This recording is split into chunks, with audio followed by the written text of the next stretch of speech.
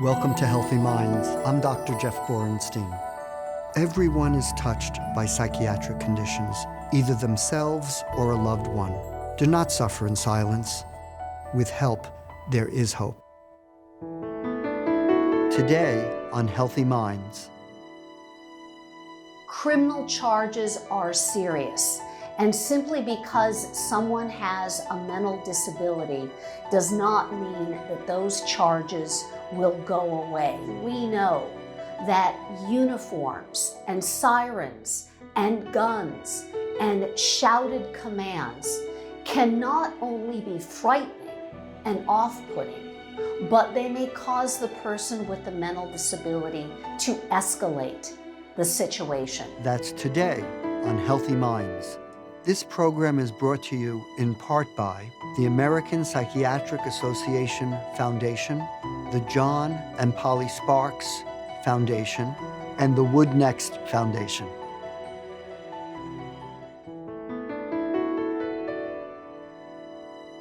Welcome to Healthy Minds. I'm Dr. Jeff Borenstein.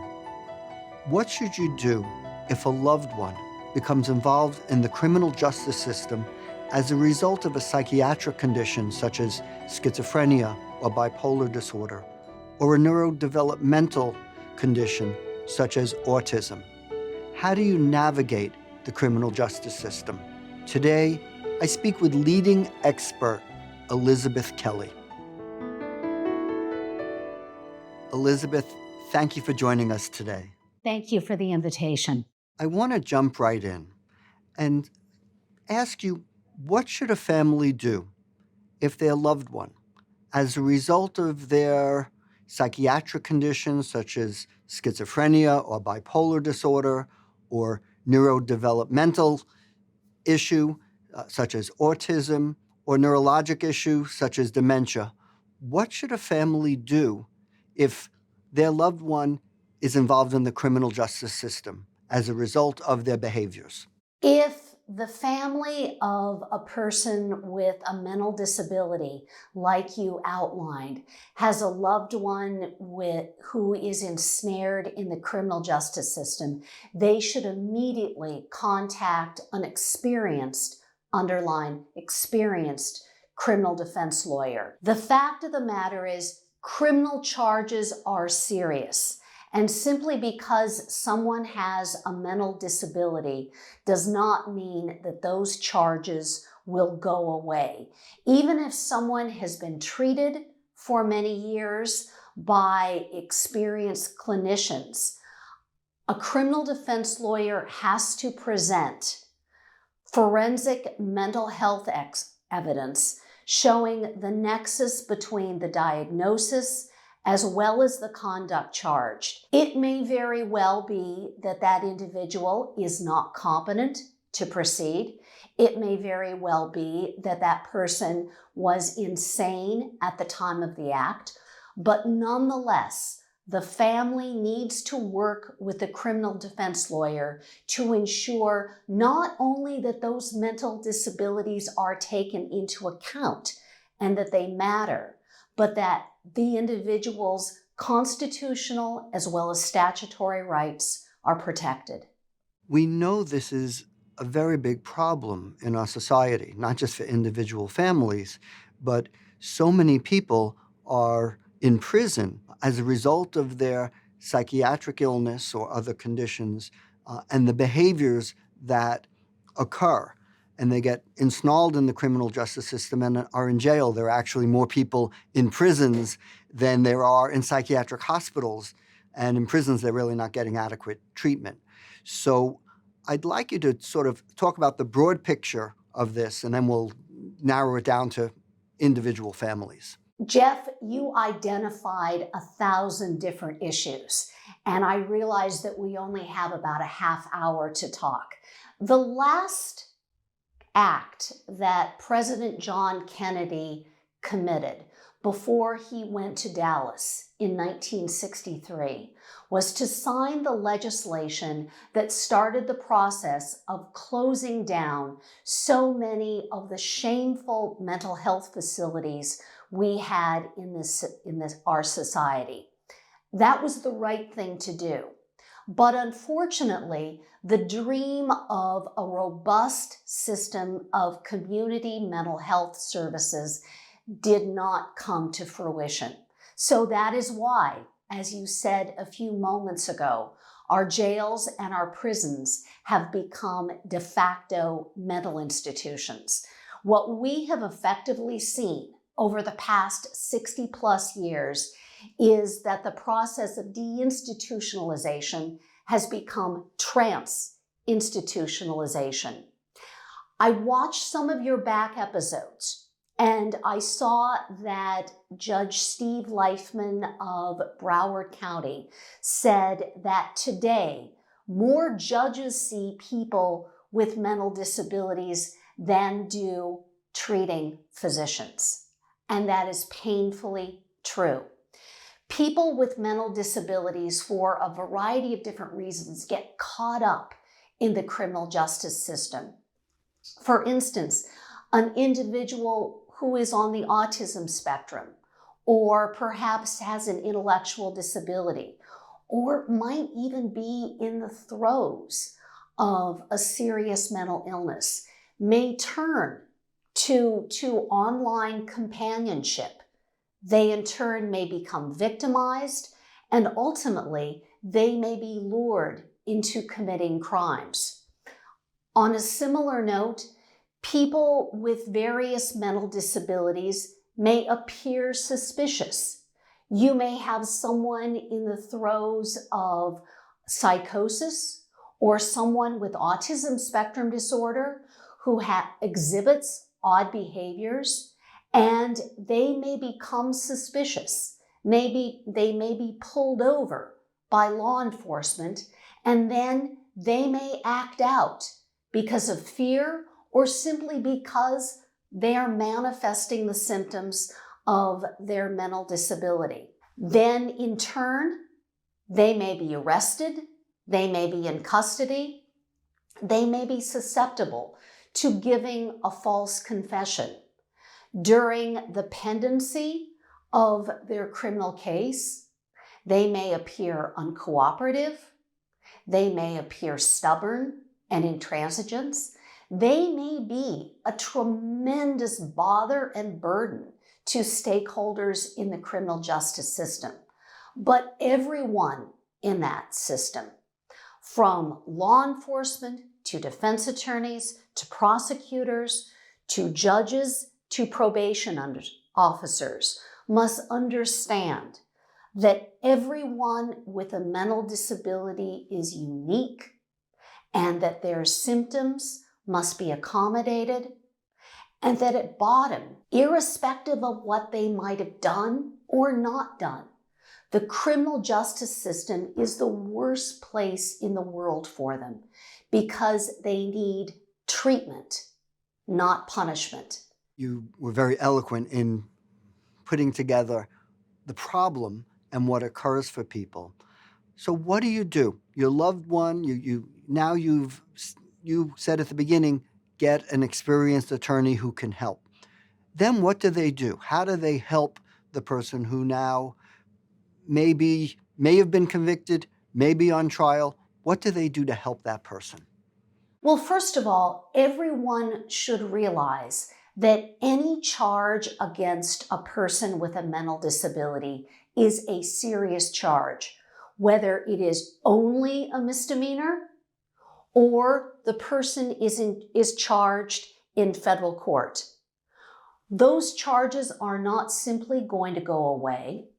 And depending upon the age of the individual with the mental disability, those symptoms must be managed. This is a lifelong challenge, a lifelong journey. So for instance, you may have a young person with an intellectual disability. Something needs to be crafted to ensure that that young person understands what they did, never does that again, and that that person does not pose a danger to the community. On the other end of the age spectrum, The family may have a loved one with dementia, and things are not only not going to get better, they're probably going to get worse. The bottom line is, Jeff, the mental disability does matter.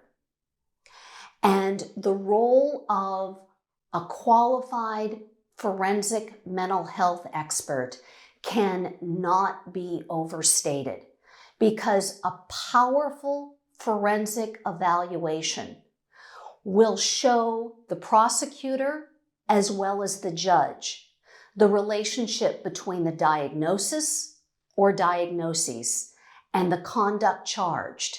And in turn, that forensic report can be used to craft some sort of remedy that will keep the community safe, as well as ensure that the person with the mental disability does not harm him or herself. Sometimes a person, due to their illness or other condition, may be acting in an unusual way, as you said, and that brings law enforcement to them. And they may not be able to interpret what's going on, both the law enforcement person and the person with the condition, and it could escalate. And then it really gets serious. What do you recommend, both to law enforcement and to families who have a loved one that this could happen to? What do you recommend to them to avoid those kind of very difficult situations? Well, the first type of preventative measure that should be taken should be proper training for all law enforcement. And we're doing a better job in this country about educating law enforcement about the particular manifestation of different kinds of mental disabilities. So, for instance, we know that uniforms and sirens and guns and shouted commands can not only be frightening and off-putting, but they may cause the person with the mental disability to escalate the situation and to, in fact, appear very, very dangerous. But if, in fact, the person is charged, it depends on the jurisdiction. It depends on the level of offense the person is charged with, and it depends upon the various kinds of diversionary options that are open and available within that jurisdiction. So, for instance, if the individual is charged in a jurisdiction where there is a behavioral health court or a mental health court or a veterans court, that might very well be an appropriate option. But please keep in mind, Jeff, that those options are not always available. Plus, there may be certain kinds of people, because of the offenses that they are charged with, who are ineligible for those types of diversionary options. So, for instance, if an individual is a repeat offender, or if the individual has committed a crime of violence, or if that individual has committed a sexually oriented offense, then perhaps that person is ineligible for those types of offenses. And wherever and with whatever an individual is charged, if that individual pleads guilty or is found guilty by a jury, the collateral consequences of any kind of conviction should not be minimized, whether, again, it's a misdemeanor or it's in federal court. Because even if the person is not sentenced to jail or even prison, there may still be various collateral consequences with that conviction, whether it is for housing, whether it is for various licenses, whether it is for holding various jobs. And one thing I do want to say, Jeff, is I mentioned scenarios of pleading guilty and perhaps being convicted by a jury and maybe going through a diversionary option. It could very well be that a compelling forensic mental health expert or report will be strong enough to negate, and here I'm going to talk like a lawyer, what we call the mens rea, or the intent that is required by that section of the law that the person allegedly violated.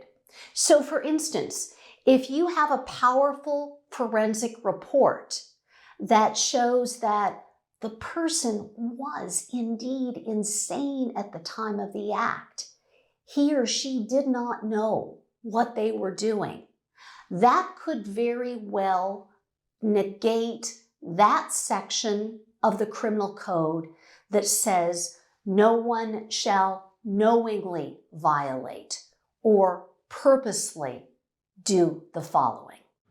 So if somebody is interacting with the police and gets agitated, but they're psychotic and really that may be out of their control, this may be one area that a lawyer, along with the forensic evaluation, can help that person not have to pay the consequences, at least severe consequences. They should get treatment, but not pay worse consequences for that action. Spot on, yes.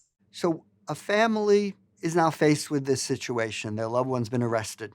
How do they find somebody who can really help them legally with this? I have found that parents within the disability community are very strongly networked. So what they might want to do is reach out to other families who have had a loved one who got in trouble with the law. By the same token, depending upon the nature of the charges, families may not tell anyone. I cannot tell you how many families I have worked with over the years who are just so guilt-ridden that their loved one has been in trouble, who feel so badly that they haven't shared this with anyone. So that being said, it's like any decision we undertake when we want to find a qualified professional. You go online, you not only look at the websites, but you read between the lines of the websites and interview various attorneys. Be very, very careful of someone who promises you the moon. Similarly, be very, very careful of someone who says the disability does not matter. It does. If someone doesn't have the resources to hire an expert in this area and is really going to rely on who is supplied, what type of guidance, questions can the family provide to that legal expert to make sure that they do the best possible job for their loved one? Well, it is absolutely crucial that the attorney on the case, whether court-appointed or retained, seek an independent forensic mental health evaluation. That being the case, if funds are not available, the court should and will appoint someone to evaluate that individual. Many, many families think that because their loved one has a diagnosis and has been treated for weeks, months, perhaps years and decades, that it is enough to give that attorney all of their medical records and then expect the attorney to work magic with those records. We as attorneys are only that. We are not forensic psychiatrists. We are not forensic psychologists. And what is needed is a report and perhaps later testimony at a hearing or a trial by that forensic mental health expert giving the diagnosis and explaining the impact by the diagnosis. I should say furthermore that the reason why you would have an independent forensic mental health expert and not a clinical expert involved in the case. A clinical or treating doctor has an inherent conflict of interest. But beyond that, a qualified forensic mental health expert is specially trained in working with attorneys, in writing forensic reports, in testifying at a hearing or at a trial, and most importantly, reviews all of the discovery in a case. By that I mean police reports, witness statements, body camera footage, footage from the jail, various other records that are crucial in the case. That way, the forensic mental health expert is in a position to say, with great knowledge, that there are reasons why this person with a mental disability was vulnerable to committing this particular act. So this is very important guidance, and I'm just going to reiterate it because it is so important that whether you can afford it or not, all people should have and are entitled to have a forensic expert do this evaluation. They're treating psychiatrists or psychologists. They're important, but they're not the one with that expertise that could help the legal team figure out the best approach to helping your loved one. That's correct. And also, families should know that it may very well be that the individual needs a team of experts. So, for instance, the individual may have bipolar disorder.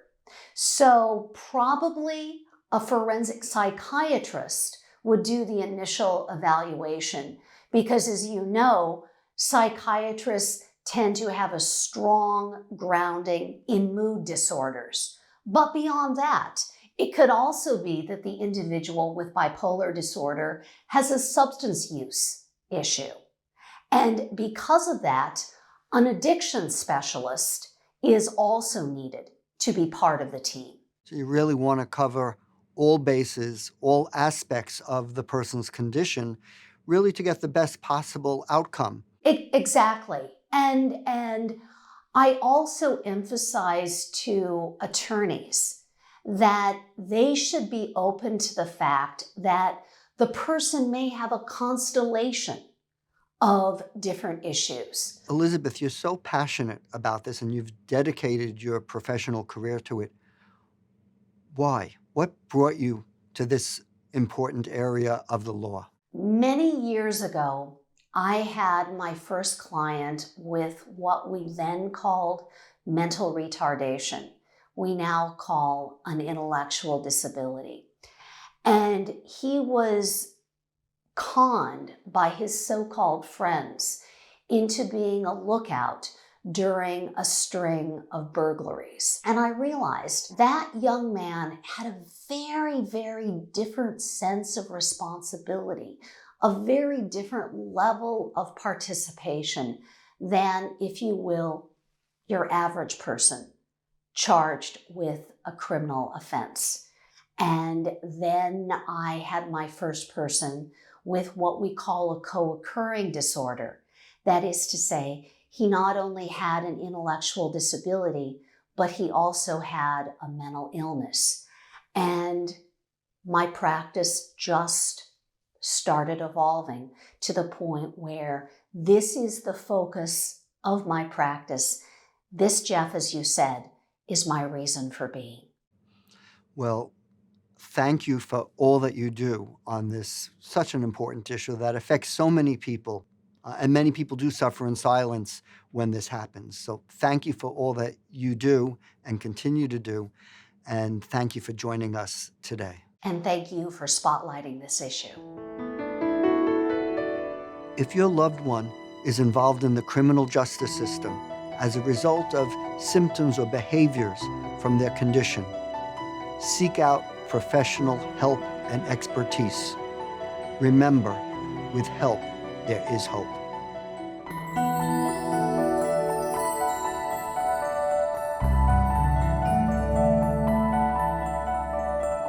Do not suffer in silence. With help, there is hope.